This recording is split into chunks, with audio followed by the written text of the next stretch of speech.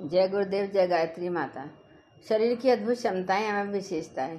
यह पुस्तक चल रही है। यह पंडित श्री राम शर्मा आचार्य जी द्वारा लिखित है। इसमें अब आगे गुरुदेव जी ने लिखा है कि इस प्रकार यह सदा ध्यान में रखा जाना चाहिए कि हमारा भोजन जीवित हो, मृत और व्यर्थ न हो। मैदा, सूजी आदि अन्न का कचूमर निकाल डालने की स्थितियां हैं। फिर उनकी डबल रोटी, पूरी पकवान बनाना तो उन्हें और कमज़ोर व हानिकर बना डालता है। यही बात मशीन से पिसे गेहूं के आटे को का चोकर छानने और चावल की लाल परत हटाकर पॉलिश कर देने के बारे में है। चावल को रगड़ रगड़ कर धोना और फिर माड़ भी निकाल देना, दालों को मसालों और बघार से भून तल कर गरिष्ठ बना देना, ये सभी जीवन तत्व को नष्ट कर डालने के उपक्रम हैं। खाद्य पदार्थों में शक्ति, लावण्य, स्निग्धता और प्राण उनमें निहित जल तत्व होता है। यह जल पेड़ अपनी जड़ों के द्वारा धरती के गर्भ से चूसते हैं और फिर फल की केशिकाओं तक पहुंचाते हैं। अतः इस तत्व को जितना सुरक्षित रखा जा सके, खाद्य पदार्थ उतने ही प्राणवान रहते हैं। जिस पदार्थ के जल तत्व को पका सुखा कर जितना कम कर दिया जाएगा, उसका जीवन तत्व उसी अनुपात में कम हो जाएगा। तलने से या चिकनाई से भर देने से तो पदार्थों की केशिकाओं का जल तत्व से संबंध ही विच्छिन्न हो जाता है और वे निष्प्राण हो जाते हैं। इन्हें खाने पर पेट में विष विकार ही तो बढ़ेगा। खाद्य पदार्थ को इस तरह जलाने, भूनने, रूपांतरित कर डालने के सारे प्रयास मात्र इसलिए ही तो होते हैं कि वे स्वादिष्ट हो जाएं और सरलता से खाए जा सकें। किंतु यदि भोजन इस तरह खाया गया कि दांतों और दाढ़ों को पर्याप्त परिश्रम न करना पड़े, तो उसमें पर्याप्त लार भी न मिल पाएगी और जब तक वह दुष्पाच्य हो जाएगा। आखिर भोजन का ठीक से पचना भी तो आवश्यक ही है, तभी वह रस की शक्ति दे सकेगा। अन्यथा भोजन के ये चार उद्देश्य पूरे न हो सकेंगे। शरीर के टूटे ऊतकों की मरम्मत करना और उन्हें पोषण देना, शरीर की ऊष्मा बनाए रखना तथा जीवन शक्ति व रोग प्रतिरोधक शक्तियों को बनाए रखना, शरीर को विकसित करना और कार्य को शक्ति देना।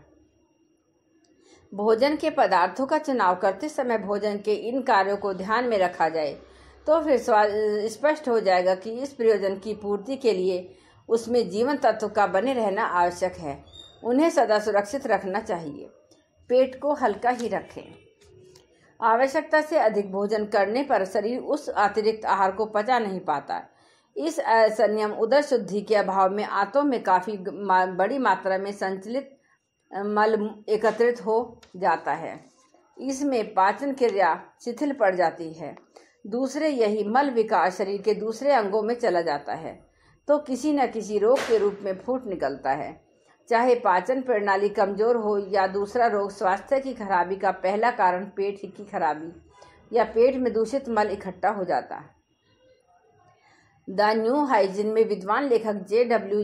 विल्सन ने अपनी पुस्तक में एक दृष्टांत प्रस्तुत किया है। इसमें कोष्ठबद्धता में या आंतों में मल जमा होने का सही अनुमान हो जाता है।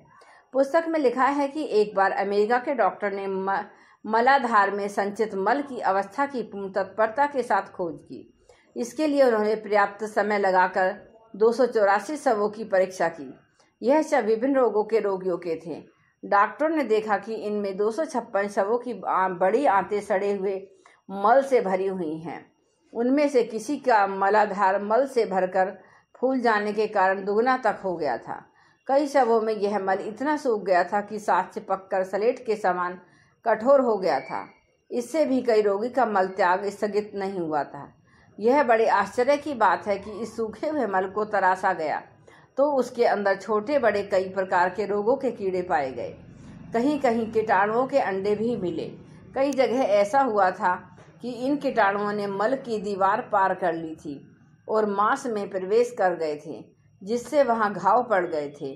यही कीटाणु जब उन घावों से होकर मांस या रुधिर संचार के मार्ग में पहुंच जाते हैं तो वह सारे शरीर का दौरा करते हुए जहां अनुकूल स्थिति देखते हैं वहीं अपना अड्डा जमा लेते हैं। यह स्थल प्राय शरीर के मर्म स्थल होते हैं, जहां खून के कीटाणु बड़े हल्के होते हैं। इन जीवाणुओं को परास्त कर रोग के कीटाणु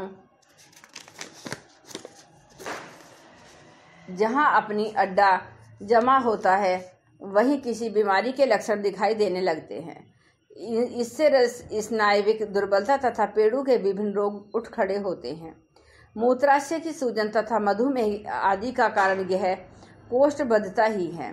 विषैले रक्त प्रवाह के कारण त्वचा और शरीर के दूसरे रोग भी इसी कारण होते हैं।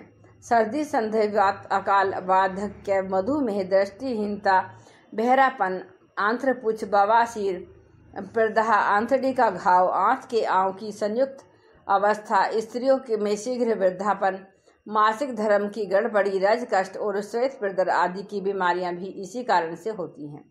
वास्तव में रोग का कारण अनेक नहीं, एक है।